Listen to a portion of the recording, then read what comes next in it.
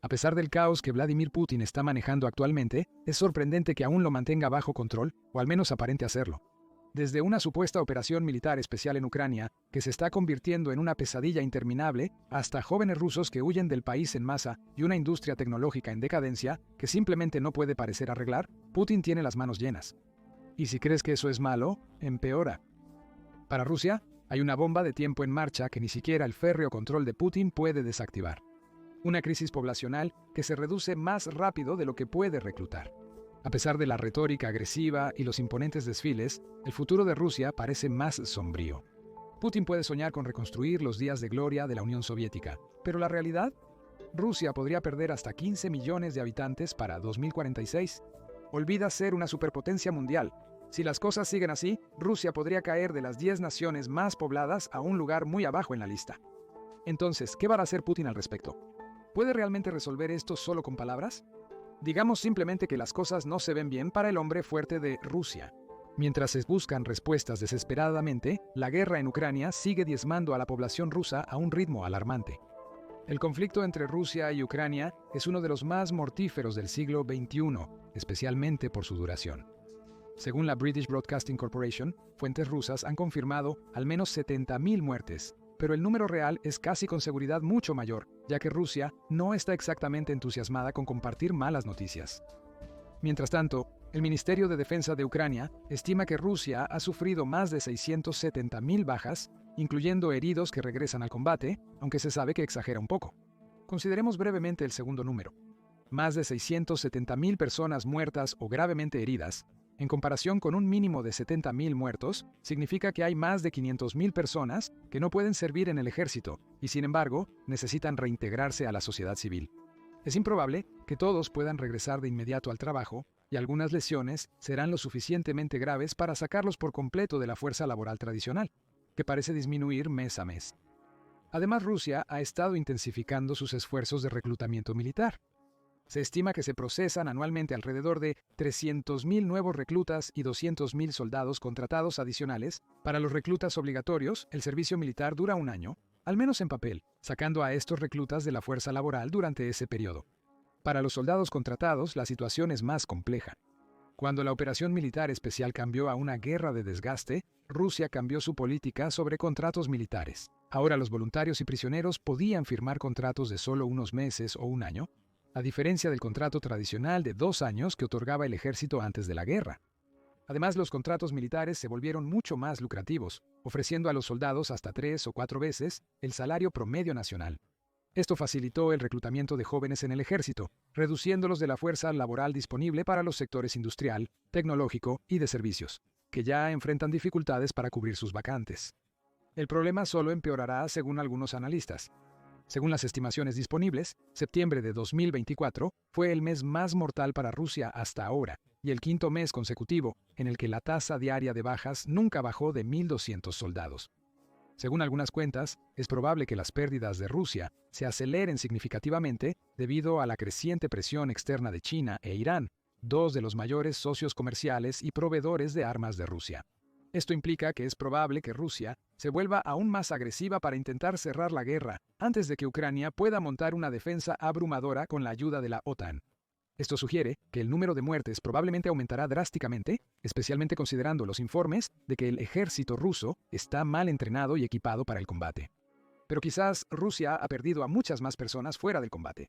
Discutimos el éxodo masivo de Rusia para eludir el reclutamiento forzoso y el régimen opresivo de la nación.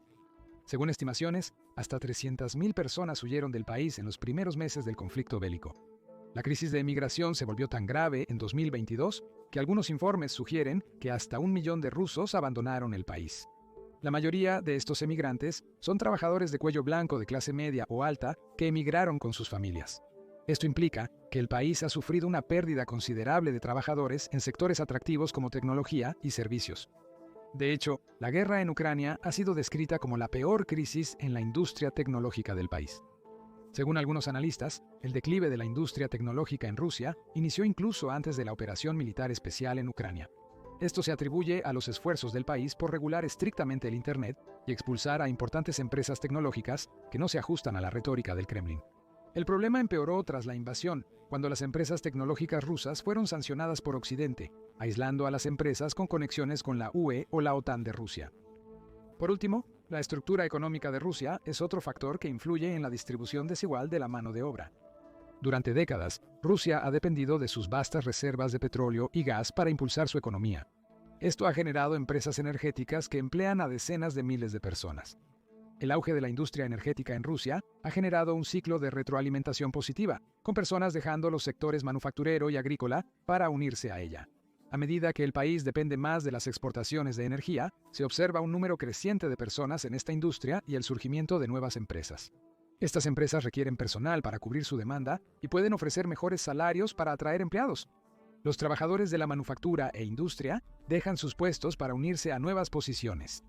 Sin embargo, la industria energética emplea a pocas personas para su tamaño, debido a la automatización y capacidad de escalamiento significativas. Pero hay otra industria trabajando junto a ella para privar a Rusia de su capacidad de fabricación, la industria de servicios. A medida que más personas obtienen ganancias de inversiones en la industria energética, requieren nuevas formas de gastar su dinero. La industria de servicios se ha enfocado cada vez más en atender a los nuevos oligarcas de la energía y a las clases altas provenientes de las ganancias por la exportación de petróleo y gas. Como resultado, la industria de servicios está creciendo y requiere más personal, ya que sectores como la energía y la tecnología ofrecen salarios más lucrativos, provocando que trabajadores de industrias con menor remuneración, como la manufactura, se pasen al sector servicios. Este desequilibrio industrial ha generado una abrumadora dependencia de Rusia en la salud de su sector energético. Mientras el petróleo y el gas fluyan por oleoductos y rutas comerciales, la economía rusa puede seguir creciendo. Sin embargo, la repentina escasez de nuevos trabajadores en el sector servicios, las sanciones occidentales que limitan el comercio de Rusia y la disminución de la capacidad productiva interna para sus propios fines están obstaculizando ese crecimiento. Ucrania está intentando derribar la industria energética rusa mediante ataques con misiles de largo alcance a refinerías vitales de petróleo en el oeste de Rusia. Rusia depende de la refinación y exportación a demanda, por lo que no tiene una gran reserva de productos listos para usar. Inhabilitar algunas refinerías clave es uno de los factores principales que ha llevado a una escasez de diésel y gas en todo el país, tanto que el gobierno ruso promulgó una prohibición de exportación de esos productos a todos los países que no formaban parte previamente de la Unión Soviética. Si Ucrania mantiene el ritmo, Rusia podría no satisfacer su demanda interna, ni continuar exportando productos. Asimismo, China e India, grandes importadores de petróleo y gas ruso, tienen más influencia para exigir precios bajos que la UE antes de la guerra. También pueden buscar en otros lugares para sus necesidades de importación, como los antiguos países soviéticos, Medio Oriente o incluso Estados Unidos en el caso de India. Además, China construye su programa de la Iniciativa de la Franja y la Ruta con una fase clave inicial, siendo una conexión con Pakistán y Medio Oriente para asegurar más petróleo y gas. Considerando esto, la industria energética, que ya está causando problemas laborales significativos en otras industrias, no es tan estable como el gobierno ruso quisiera. Pero ¿qué tan grande es el problema de mano de obra para Rusia? La tasa de desempleo del país ha caído a menos del 3%. Podrías pensar que un país con una baja tasa de desempleo es bueno para su economía y crecimiento. Si todos tienen trabajo, el país recibe más impuestos, lo que puede impulsar las economías locales. Existen varios tipos de tasas de desempleo a considerar. El primero es el desempleo estructural, que proviene de industrias o empresas que cambian o evolucionan para necesitar menos trabajadores, o de factores geográficos que reducen la demanda de ciertos tipos de trabajadores. Un ejemplo de esto es la industria tecnológica en Rusia. El éxodo de empresas de Rusia reduce la demanda de trabajadores rusos para cubrir las vacantes restantes. El segundo tipo es el desempleo friccional, personas que están entre trabajos y buscando empleo. En una economía sana, el desempleo por fricción nunca debería estar cerca de cero. Aunque parezca contraintuitivo, tener suficientes personas disponibles para contratar significa que las empresas cuentan con grupos de talento de los cuales pueden extraer al crear nuevas ofertas de trabajo. El problema con un desempleo del 3% es que generalmente está por debajo de la proporción saludable de desempleo estructural a friccional. Básicamente, significa que hay muy poca gente en el grupo de talento. Esto implica que las empresas rusas tienen limitaciones para atraer nuevo talento para hacer crecer sus negocios y la economía, una necesidad práctica en una sociedad capitalista. Además, el éxodo masivo de trabajadores tecnológicos ha agotado el potencial de una de las industrias más prometedoras de Rusia. La baja tasa de desempleo también puede aumentar directamente la inflación en el país. El año en que comenzó la guerra, la tasa de inflación se disparó a cerca del 12% anual. Aunque el gobierno controló la inflación, posiblemente lo hizo a expensas de las perspectivas económicas a largo plazo del país. Con la inflación para 2023 en 7% y la actual de agosto 2024 en 9%, las medidas a corto plazo parecen insuficientes. La inflación elevada puede provocar otro tipo de desempleo, donde los salarios no alcanzan para igualar el ritmo inflacionario. El aumento del desempleo de este tipo solo acelerará la caída económica del país. Ucrania, junto con la emigración masiva de trabajadores calificados, está drenando lentamente su economía al reducir su fuerza laboral disponible. Pero el problema demográfico que Rusia está experimentando comenzó mucho antes de que Rusia invadiera Ucrania. La caída demográfica de Rusia inició en los 90 tras la disolución de la Unión Soviética. Esto se evidencia en las tasas de natalidad y fertilidad total. La tasa de fertilidad deseada a nivel mundial es de 2.1 nacimientos o más por mujer. Esto asegura que la tasa de natalidad supere a las muertes naturales, manteniendo el crecimiento de la población nativa sin necesidad de inmigración. Sin embargo, la tasa de natalidad de Rusia fue por última vez de 2.1 en 1988. A inicios de los 90, la tasa de natalidad empezó a bajar drásticamente, llegando a 1.4 en 1993 usaura. Pero aquí fue donde empezaron los problemas reales. La tasa de natalidad osciló entre 1.2 y 1.4 por 14 años, factor clave en la pérdida estimada de 50 millones de personas. Las bajas tasas de natalidad de mediados de los 90 y principios de los 2000 resultaron en una gran brecha generacional de adultos jóvenes entre 20 y 30 años en la actual demografía de Rusia. Estos adultos desaparecidos obviamente no se están reproduciendo, causando otra franja de niños desaparecidos hoy, lo que está acentuando la baja tasa de natalidad en el país. Pero ¿cuál fue la causa exacta de la baja tasa de natalidad en Rusia en el cambio de milenio? Como era de esperarse, fue la economía. El crecimiento económico, especialmente por mujeres en puestos antes solo para hombres, puede causar una disminución en la fertilidad, similar a lo que experimenta el oeste actualmente. Pero Rusia enfrentó lo opuesto. Tras la caída de la Unión Soviética, el país sufrió un trastorno económico y demográfico. Esto provocó dos resultados estrechamente relacionados con la reducción de nacimientos. Los salarios bajos y las medidas económicas que empobrecieron a una parte de la población resultaron en que más personas tenían menos recursos para mantener hijos. La situación empeoró debido a la menor disponibilidad de jardines de infancia y guarderías en ese momento, lo que presionó aún más a los padres para dedicar su tiempo laboral a apoyar a los niños. Esto implica que las familias deberían subsistir con el salario de un solo miembro. Dado el desastroso estado de la economía rusa en ese entonces, esto habría sido una carga insostenible para muchos. En segundo lugar, el país vio un fuerte incremento en la mortalidad de hombres de 30 a 55 años. Dado que estos hombres habrían sido los padres o abuelos de los niños nacidos en ese momento, las mujeres que los perdieron se verían obligadas a criar a los niños solas. Este miedo a ser madre soltera probablemente se haya extendido por la población rusa, lo que podría explicar en parte la disminución en la tasa de natalidad. Además, el país ha experimentado una proliferación de acceso a servicios de anticoncepción y aborto. Es probable que el acceso más fácil al aborto haya hecho más convincente la opción de terminar un embarazo si faltaba una pareja masculina. Este argumento se sustenta en la altísima tasa de abortos en Rusia en ese periodo. El número de abortos por cada 100.000 personas ascendía a 2.100 en el año 2000, en comparación con solo 500 en años recientes. A medida que la economía rusa mejoró, especialmente después de la recesión global de 2008, la tasa de fertilidad también lo hizo, llegando a un número más manejable de 1.8 durante gran parte de la década de 2010. Sin embargo, el daño ya había sido hecho. La baja natalidad y la alta mortalidad masculina a fines de los 90 contribuyeron a la lenta disminución poblacional de la Federación Rusa por décadas. Si volvemos a las cifras totales de población, la población real de Rusia no cambió mucho en esas 3 décadas. Esto se puede atribuir a la mayor inmigración, especialmente de ex países soviéticos en Asia Central. En particular, 1994 tuvo la tasa de migración neta más alta con 877.000.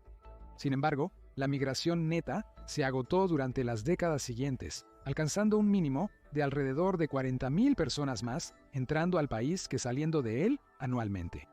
Como se mencionó, el problema de la inmigración ha empeorado en los últimos 3 años durante la guerra, con innumerables personas abandonando Rusia, muchas sin planes de regresar. Esto probablemente forzará a Rusia a buscar mano de obra en otros lugares como China, India y otros países asiáticos. Pero aun si Putin logra atraer más trabajadores adultos al país, la solución podría no ser tan simple como parece inicialmente. Rusia es oficialmente un país cristiano ortodoxo, pero grandes áreas del país están habitadas por minorías con distintas creencias. Las diferencias religiosas y culturales han creado problemas como la desigualdad de ingresos entre minorías y centros de población principales, o la demografía desequilibrada de la conscripción, sugiriendo que el ejército apunta desproporcionadamente a los primeros. Si Rusia utiliza fuerza laboral importada de países con culturas diferentes, mayormente fuera de Europa, podría llevar a problemas más generalizados en torno a divisiones culturales y tensiones raciales. La guerra en Ucrania también está contribuyendo directamente a este conjunto de problemas. Una de las consecuencias directas de la guerra ha sido un desplazamiento masivo de civiles, tanto en Rusia como en Ucrania. Estimaciones indican que más de 5 millones de ucranianos se encuentran desplazados dentro de Rusia. Además, se estima que la reciente invasión ucraniana de Kursk ha causado un adicional de 120.000 a 200.000 civiles desplazados. Es probable que estas personas creen una carga económica y administrativa adicional para el Estado, y con la guerra en Ucrania aún en curso, es probable que un número creciente de ucranianos étnicos se sientan menos favorables hacia el gobierno ruso, bajo cuya autoridad están viviendo. Entonces, ¿qué acciones ha tomado Rusia para contrarrestar el amplio problema de la población? Quizás uno de los cambios más notables es el enfoque más conservador del país hacia el acceso al aborto y los derechos reproductivos. La tasa de abortos alcanzó su pico a mediados de los 90 y se redujo un 75% en los siguientes 30 años. Esto no es una coincidencia. En 2003, el gobierno impuso condiciones más estrictas sobre las circunstancias en las que las mujeres pueden buscar un aborto, limitándolas a casos de violación, muerte del padre, discapacidad durante el embarazo o casos donde los derechos parentales de la madre estaban restringidos, como estar en prisión. La década de 2010 vio cómo los requisitos para el aborto se disparaban prácticamente. Aunque al principio, las legalidades en torno a la búsqueda de un aborto no cambiaron, los legisladores crearon más barreras para obtener uno. Por ejemplo, se ordenó a los médicos mostrar a la mujer un latido fetal, probablemente para disuadirlas de realizar el procedimiento. Los formularios de consentimiento se modificaron para ser más críticos con la elección del aborto y enfatizar los posibles riesgos del procedimiento. Recientemente, el ministro de Salud ruso, Mikhail Marashko, criticó a las mujeres que priorizaron educación o trabajo sobre maternidad y propuso prohibir las clínicas privadas de aborto, que realizan cerca del 20% de los abortos en el país. El gobierno también buscó resaltar la importancia de tener más hijos y formar familias en la actualidad. Meses después del inicio de la guerra, Putin restauró el premio soviético de Madre Heroína. El premio se otorga a mujeres que han dado a luz o criado a 10 o más ciudadanos rusos y viene con un premio de 1 millón de rublos, alrededor de $10.330 al momento de escribir. Putin ha enfatizado repetidamente la importancia de las mujeres en la sociedad rusa, pero como madres y cuidadoras de niños en lugar de trabajadoras. En una historia humorística, se informó que Yevgeny Shostakov, ministro de Salud de Putin, instó a los ciudadanos a tener relaciones sexuales durante los descansos laborales para fortalecer la población. Algunos políticos han sugerido que las empresas deberían monitorear a sus empleados y el tamaño de las familias que tienen en su plantilla, además de comentar sobre el sexo durante el trabajo. Las feministas rusas han criticado estos esfuerzos, señalando que las medidas muestran cómo se utiliza a las mujeres para fomentar una nueva generación de soldados y contribuyentes. El gobierno también ha incluido incentivos financieros para estudiantes menores de 24 años que dan a luz a su primer hijo, con un pago de $9.000. Otros incentivos son becas o pagos únicos para madres de trillizos, o personas del lejano oriente que adoptan huérfanos, pero varían mucho entre regiones y la mayoría de los gobiernos locales parecen adherirse al mínimo cuando es posible. En 2020, Putin firmó una ley para expandir la población de Rusia al facilitar los requisitos de ciudadanía para extranjeros. Funcionarios estimaron que esta ley podría añadir hasta 10 millones de nuevos ciudadanos en las próximas décadas. Ese mismo año, una ley aprobada en enero de 2021 prohibió específicamente a los funcionarios rusos tener doble ciudadanía si residían fuera de Rusia. Posteriormente, una enmienda facilitó el ingreso al servicio militar para los ciudadanos rusos con doble ciudadanía. Aún confundido, los cambios no pararon ahí. A finales de 2023, la ley fue revisada, facilitando la obtención de la ciudadanía rusa para quienes defienden los valores tradicionales rusos, incluso sin hablar el idioma. El cambio repentino, especialmente considerando que ocurrió en un momento en que Rusia estaba profundamente involucrada en sus esfuerzos por conquistar Ucrania, podría verse como una evidencia adicional de que Rusia está comenzando a quedarse sin personas que puedan trabajar o luchar por el país. Pero hay otro aspecto más por el cual la actual guerra en Ucrania es importante al discutir la demografía rusa actual. especialmente con respecto a su economía. Debido a las sanciones occidentales, Rusia se vio forzada a dejar a la UE y a la mayoría de los países occidentales como socios comerciales, volviéndose hacia China, India y el sur global. Pero la alianza de Rusia con China depende de que pueda abastecer a la industria china con recursos naturales muy necesarios, como minerales, madera e incluso agua potable fresca. Todos estos abundan en Siberia y el lejano oriente ruso. Pero esas regiones de Rusia están escasamente pobladas. Casi toda Siberia y el lejano oriente, salvo una pequeña parte de Manchuria exterior, tienen una densidad de población menor a 5 personas por kilómetro cuadrado, y la mayoría del territorio tiene menos de 2 personas por kilómetro cuadrado. Compara esto con la densidad de población de China, que promedia 150 personas por kilómetro cuadrado. El sentimiento es claro. Rusia tiene un lejano oriente significativamente subdesarrollado, pero esa es precisamente la parte del país que interesa a China.